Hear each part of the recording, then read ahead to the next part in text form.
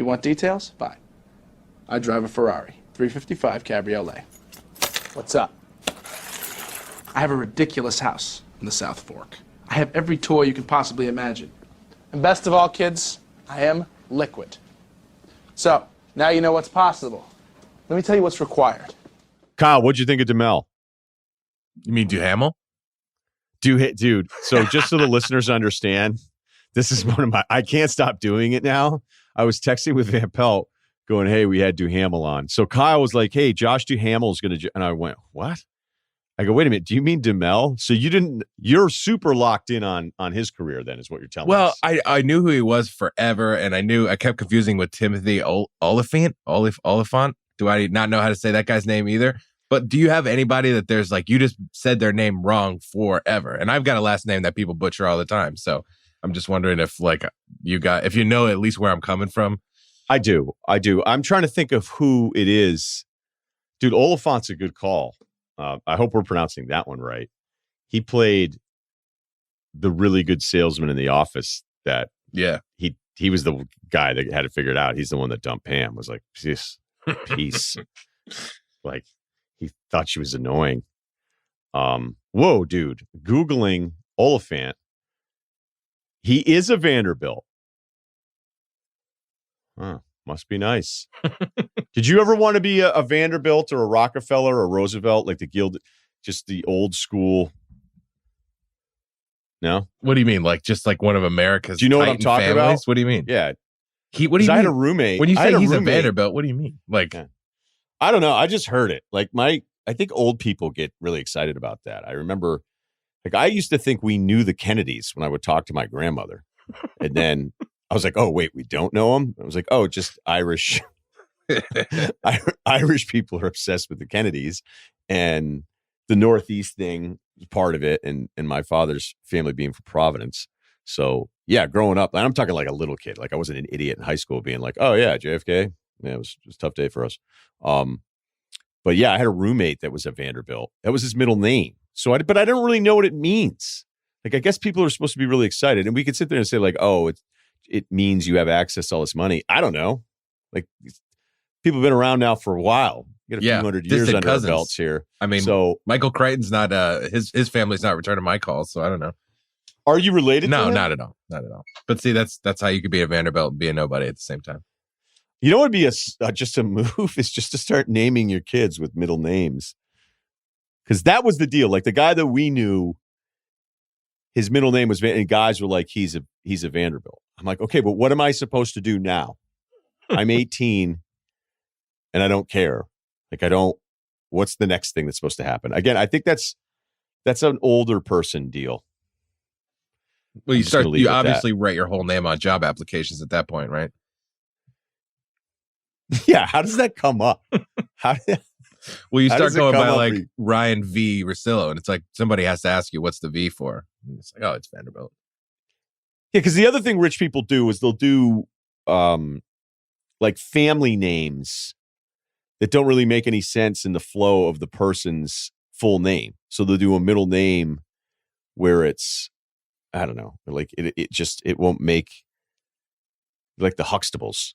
You know, it's like another last name. Yeah, Kyle Huxtable Crichton. Yeah, and he'd be like, "Wait a minute, what's that?" I'd be like, "Oh, it's a family name. It's a family name." I think everybody should start doing it. Seriously, that way, just these old school, rich, blue blood families start watering it down. Yeah, just everybody. I've changed mine. Flood the market. Ryen Kennedy Russillo. Oh my God, are you a Kennedy? Well, you know, in a way. My grandmother was really into him. Okay. Life advice. We get a couple good ones here today. People wanted an all life advice podcast. I don't know. That's like the Christmas cop out. Well, I guess now we have NBA. That's not the case, but no. I mean, we could do one, but then that would mean you'd have to edit it, Kyle. And I don't. You got Thanksgiving plans. I'm working. I could just bang out. Oh, you are? Oh, got to do those $1 million picks, Bill Simmons. So should we just do dinner. 5 life advices and see what the numbers are for a Friday? No, I'm going to say no to that one. Okay. We're already off. You know what? You know why though? You know why it's a bad idea is because we don't want to give you too much. Because I think I'll get sick of myself. By the third one, whenever I do 3, then It's like medicine. kind of like, you don't all take right. you don't take 8 Yeah. Tylenol, right? Medicine. I'm going to compare it more towards. You know what I love is a good coffee cake, but I never buy it. I just don't want it around the house when you're by yourself. You know, those kinds of Then treats. it's like in your room. It's in your, I don't know that I go to that level, but I saw one the other day. I was like, man, that looks great. We're like, what the hell are you going to do with that? Buy it, and then you can't be like the weird single guy in his 40s handing out coffee cake to the neighbors. So, you know what I did do yesterday though is I sold something online. Well, what was it? It was I had a squat rack from Rogue, and I sold it. Why? Because you feel like we're coming out of this pandemic? It took you like forever to lock that thing down. No, it's not because I think we're getting out of this. It's because I wanted to upgrade with a different deal. So Rogue, the stuff is amazing, but it's not easy to find. So I was looking for a fair price, but I didn't want to negotiate. And the last time I tried to sell anything was when I was moving from Connecticut, and I listed all my furniture online. It was all restoration hardware, all good stuff, no kids, no pets. I'm in one room. I don't think I went in for 6 years. So that stuff was still up to date. Mint. So I put fair but stern prices down. And then all of a sudden you got people showing up at your house, walking through it, critiquing your shit. And I'll never forget the Asian couple that came in and started speaking to each other in a foreign language. I don't want to assume what language it was. But it was pretty offensive. You're like, hey, are you serious? Like, you guys are sitting there like bitching about my furniture while I'm sitting here watching you guys, and now you're doing it. Did they buy? Like, would you ever? Yeah, imagine if you didn't speak a foreign language and you went to go look at somebody's furniture, and then you were in your house and you were whispering to your wife so that the person who owned the stuff couldn't hear you, but they were doing it right in my face. Incredibly rude. Did they buy it? No, they didn't buy anything. Ooh, Nothing. So, damn. and at the end, I was kind of like, all right, you guys can get out of here. You guys can get out of here. Because they just kept walking around arguing with each other. And that was a pretty short fuse, because I was like, oh, okay, we're doing this. All right, get out of here. So it didn't work out. I think I sold one piece, one sectional. And then, of course, because I'm jacked, I have to move everything for everybody. And so this time I was like, I don't know if I'm going to be able to do this. I don't want people coming to my house and all this different stuff. I put it on Craigslist. It sold in like 2 hours. Guy drove down. I disassembled it for him, helped him load it up. That was nice. And I kept putting firm, don't ask for extra stuff. It's not happening. There's no extra stuff. Don't show up here. I mean, I wasn't like freaking out in the ad. And it worked out. And then I spent all night building the new one. So I felt awful last night. Like, my body was just going, what was today about? What are we gonna do this in the future more often? So I don't know. The new one isn't level yet, though. I got to figure it out. I got to get in there with a level, maybe some shims. Okay. In case you guys are wondering what I did the last 24 hours. But I'm really proud of myself for posting something, selling it that quickly, no hassle, done and done. Because that stuff scares the hell out of me. Last thing I sold online was a GPS, a Garmin. How'd that go? It was hot, so It was got stolen? like nothing. Got like nothing for it. Wait a minute. You had stolen goods you were moving? It was like I felt dirty, but one time, when you're 17, how are you going to make money? Oh, I thought this was last week. No, it's the only time I ever sold like, anything online was like a Garmin. So it was a while ago. Yeah, I think you're past the statute of limitations on that one. But I like that you were so honest about it. But as you started that story, I'm like, why is he admitting he stole a Garmin last week on this podcast? I'm not saying I stole it. I'm just saying it was hot. You knew it was right. I'll leave it at that. All right, fair. Okay, here we go. It doesn't want to. Yeah, no kidding. You don't want us to read your name on this one. Okay, long story short, my little bro met a girl at the beach this summer, COVID dating, but it worked out. He moved out west a few years ago and came home to spend the summer at the beach. Okay, so I'm assuming this is an East Coast location. We met her at the end of the summer, and it turns out I know her. How? Well, I hooked up with this girl over 10 years ago. It wasn't the time or place to blurt that out at the beach, obviously. I told my wife driving home. I think it's cool that you and your wife are at that level, because some people just can't talk about the other person's past at all. So that's kind of cool. So it has nothing to do with the email. compliments to you and your wife. We decided at that time to not tell little bro and give the girl the opportunity to disclose this juicy factoid. We chose poorly. Fast forward a few months and she's not told him. He's moving back east in no small part because of her. Now some context. Little bro has been single for a long time. He's got some notches on the old belt. Far more than your humble narrator here. Mathematically, the scenario happening was quite low. He's also more than likely to fuck the relationship up. More context. I met the girl many years ago. Feels like a different lifetime. Yeah, I get it. I mean, now you're married and whatever, you're older. 10 years is 10 years. Was definitely a rebound for me. She was super young and I had been dumped and was not in a good place as far as wanting to settle down at that time. Was I a huge douche? Probably not, but also wasn't a perfect gentleman. All right, look, unless you're not being honest with us, you met somebody, you're in a weird spot, you hooked up, you blew the person off. You've probably been blown off too. So just because, that's a weird kind of math deal where you go, hey, no one cared about me when I was on the other side of it. So I can't put the other person's feelings ahead of my own in the current situation. So don't worry about that. Now, here are 3 scenarios. She doesn't remember. I don't know if she's a disaster. Maybe. Probably not, though. She probably remembers. And how could you not figure out in the times? I don't know if you've had any personal interaction with her. Normally, you can tell within seconds when you look at the person's eyes that you go, hey, how's it going? That would be a tough one to have a poker face on. Okay, so she doesn't remember, but then he says, parentheses here. I mean, come on, not because I'm Dirk Diggler, but there's no way she doesn't remember too many specific things for her not to remember, but maybe. No, she definitely remembers. Again, unless she's a total disaster. Okay, she doesn't want to fuck it up by telling him the most likely scenario or scenario 3, the Lifetime movie scenario. She's been plotting revenge on me for years, and this is a master plan. In retrospect, I should have told him immediately. Don't want to get into too many specifics, but it's been a rough year in my bros relationships that will likely end in disaster. Was not a prop. All right, so here, let me just say the sentence in English. He doesn't want to get into many specifics, but it's been a rough year, and my brother's relationships that will likely end in disaster was not a top priority for me, and it was awkward as hell. And as time went on, it got harder to tell him. It feels like this is a waspy version of an Ed Burns movie. What should I do? All right, we'll leave that part out. Okay. Oh man. Let me just try to be your brother here for a second. Okay. Cause here's what I would do. I don't have an older brother. I have a younger brother. I have 2 younger brothers, but,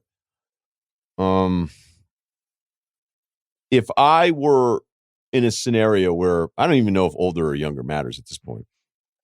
If I were like getting ready to marry this girl and I knew she slept with my brother, or I found out after dating her for a year or 2, I would go fucking crazy. And it would be unfair, but there's just no way I'm walking down the aisle with someone that slept with my brother. I'm just, I'm not real complicated. That's just going to be a rule for me. All right. So I couldn't do it. So you gotta figure something out. You got to talk to her and go, hey, look, what do we do here? So yeah, I look at it this way. I think the problem with it is you can't never tell him. You can't never tell him. So it feels like if this is the one and it all works out and he's moving back there, like, do you go, hey, what's better? Him being happy and there's this secret this whole time, and if no one ever finds out, but you don't know that. You don't know if they're going to get into a fight in 5 years from now, a huge argument, and she's like, hey, by the way, and then that whole time you've never done that. And it appears you have a good relationship with your brother and you care about him. So if you care about how your brother feels, don't do corporate management here where it's, I'd rather lie to you now and have you be super pissed off later than deal with confrontation today. That's how I've been managed in almost every corporate thing I've had, which is basically one. So it's not hard to guess which one that is, but it's like, hey, should we tell Russillo? No, let's not. Let's let him get wicked pissed off at us like a year from now. Oh, good idea. So, yeah, you got to tell him. I think you have to tell him. Maybe some of you guys listening now disagree. I think you got to tell him. Unless it's like a It's like surefire, this thing is gonna not last another couple weeks, which it sounds like that's not the case. You should probably tell them. Yeah, right. Like I get what I completely understand all of your decisions here. I don't think you're necessarily doing anything wrong. You're like, hey, whatever, no big deal. He's kind of dating off and on. I don't need to tell him. And then I think you got to make sure. I don't know what she's going to say. What if she says no? And then you still have to tell him. And then they get married and your brother hates you and his wife hates you even more. This is not easy. Tough being so hot, man. Okay. This one's interesting. Okay. I'm leaving name out on this one too. Okay. He goes over some NBA stuff here that's not relevant. Okay, he's like, here's my question. Every March, my fiance goes to a Buddhist retreat in India for a couple of weeks. Early March this year, the retreat was canceled, but I still pushed her to go to India because the flight was non-refundable. And it's cheap and quick to fly from India to Kathmandu, her favorite city. Selfishly, the reason why I pushed her to fly was because I planned a guy's trip to Tulum that same time and wanted to extend my trip to shoot a short film with some local actresses. Okay. If she would have stayed home, I probably wouldn't have been able to swing the 2 weeks in Tulum. Of course, what happened was she got stuck in Nepal, which is landlocked, and that actually locked everything down, closed all borders, and she was stuck there, unable to fly back to the U.S. until starting September. Holy shit. So again, she went early March, and she was going to be stuck there until September. The plan was for her to fly back in September, but she kind of sprung on me the last minute. She visited an orphanage there that was really in bad shape with the kids not eating well and lacking school supplies. So she wanted to stay and help turn the orphanage around. At first, I was upset because I was looking forward to seeing her, but I also don't want to sound like an asshole and prevent 13 orphans from getting better education and food. Well, congrats to you, man. So I told her I supported her. Okay. She then told everybody that her fiance said she could stay longer. But after I had time to think about it, I realized I was not happy with the decision. If we were going to get married, why wouldn't she want to get back to her fiance as soon as possible? I haven't gotten it in for 6 months. Okay. That's sex. I was really struggling. Plus, I was stuck taking care of her blind and deaf dog. Oof. Is this one real? This one. There is I'm not sure. There's a couple things in this one. That's a good point. Yeah. At the dog sentence, I'm like, I don't know. Okay, let's keep moving as if it were real. On the other hand, it's not like she was staying longer to just do yoga or read books on the beach. She was actually raising a lot of money and busting her ass to help this orphanage. And you don't get to have sex and she's helping 13 orphans. What an asshole she is. All right, I'm kidding.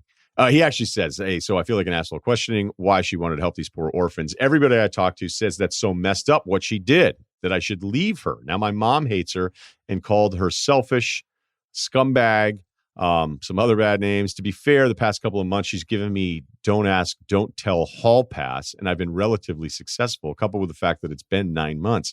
I can't really remember what it's like to be around her. I was thinking I would wait till she gets back to see her in person, then reevaluate to see if I still feel the same way. I don't want to make a rash decision since it looks like I only have 2 more weeks to go. Just curious what you would do in my situation.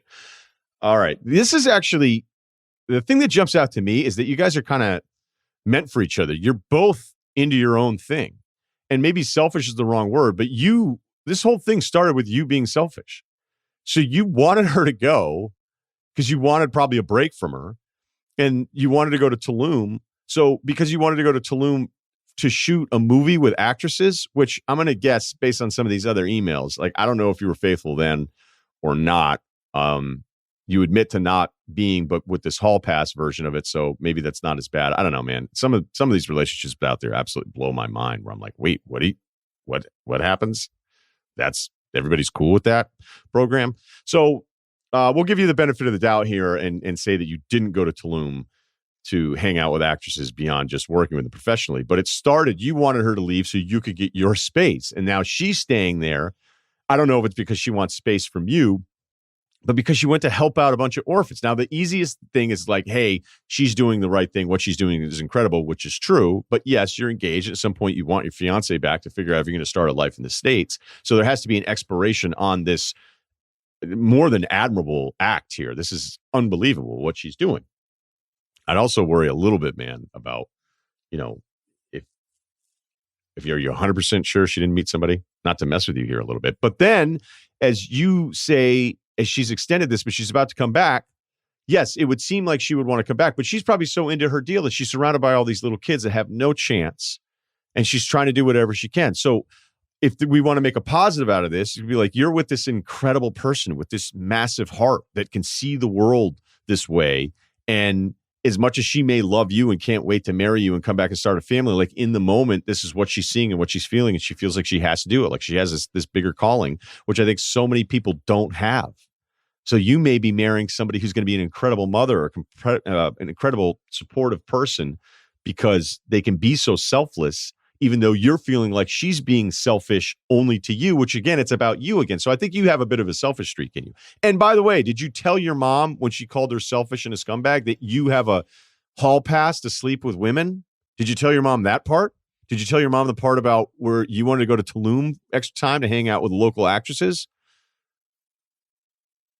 I bet you didn't tell your mom that part. Probably not. So I'm not even, giving you a hard time here, but I think you have a selfish streak in you.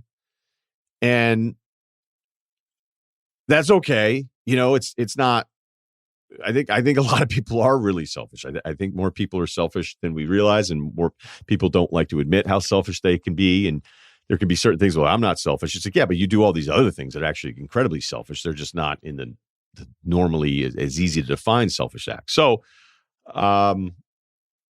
I would personally wait. I would wait till she comes back. I mean, if we're a couple of weeks away from this and you've gone through this entire time, I'm pretty sure you can come to that conclusion on your own. You care enough to write the email. You care enough about her to do those things. You cared enough about her to make her your fiance. But yeah, you just got to be like, look, if we're doing this, I just need to know that like that's not going to happen again. And you got to get the right kind of answer. I don't know what that is for you, but I think you got to come clean a little bit on this too and realize that you have some things where you make it about yourself. And if she's okay with all that, whatever. But I don't know what you told your mom or not, but I doubt you told her all those things. Like, Mom, this sucks. She's over there, but I am hooking up left and right. Oh, that's great. Everybody have a great Thanksgiving. Whatever you're doing. I know this is not ideal for a lot of people out there, but again, just try to make the most of it with people that you're closest with, and if it's getting together with a couple friends, that's not a bad Thursday either.